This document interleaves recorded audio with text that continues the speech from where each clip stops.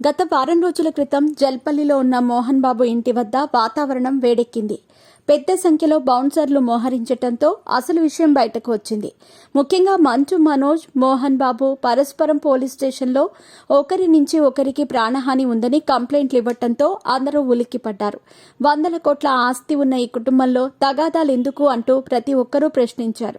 ముఖ్యంగా కొడుకుతో గొడవల కారణంగా మోహన్ బాబు జర్నలిస్టులపై దాడి చేయటం, తన లైసెన్స్ గన్ను బయటకు తీయటం, పెద్ద ఎత్తున బౌన్సర్లను ఇంటికి పిలిపించటం, పలు అంశాలపైన ఈయనపై కేసు ఫైల్ అయ్యింది.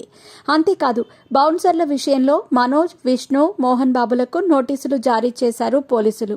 ఈ నేపథ్యంలోనే తాజాగా ఈయనను అరెస్ట్ చేసే విషయంపై రాచకొండ పోలీసులు మీడియాతో మాట్లాడుతూ పలు కీలక వ్యాఖ్యలు చేశారు.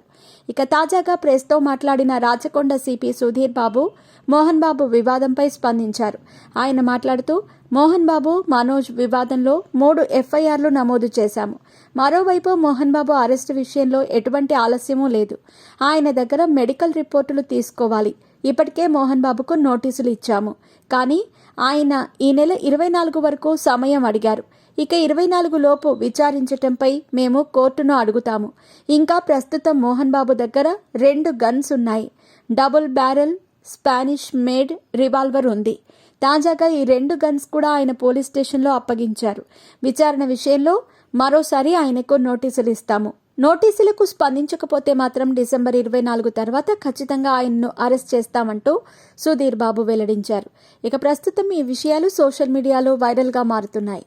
మంచు మనోజ్, మోహన్ బాబు ఇంట్లోకి తనను అనుమతించటం లేదని సెక్యూరిటీపై ఆగ్రహం వ్యక్తం చేసి గేట్లు బద్దలు కొట్టుకుని లోపలికి వెళ్లారు. అయితే అదే సమయంలో అక్కడికి వచ్చిన మోహన్ బాబును మీడియా వారు ప్రశ్నించే ప్రయత్నం చేయగా వారి దగ్గర ఉన్న టీవీ మైక్ లాక్కొని వారి బుర్రలు పగలగొట్టారు మోహన్ బాబు. ఒక జర్నలిస్టుకి ముక్కు, చెవికి అనుసంధానమైన ఎముక 3 చోట్ల ఫ్రాక్చర్ అవ్వగా ఇంకొక జర్నలిస్ట్ చెవిలో కర్ణబేరికి రంధ్రం పడినట్టు వైద్యులు గుర్తించారు. దీంతో ఈ జర్నలిస్టులు మోహన్ బాబుపై కంప్లైంట్ ఇచ్చారు.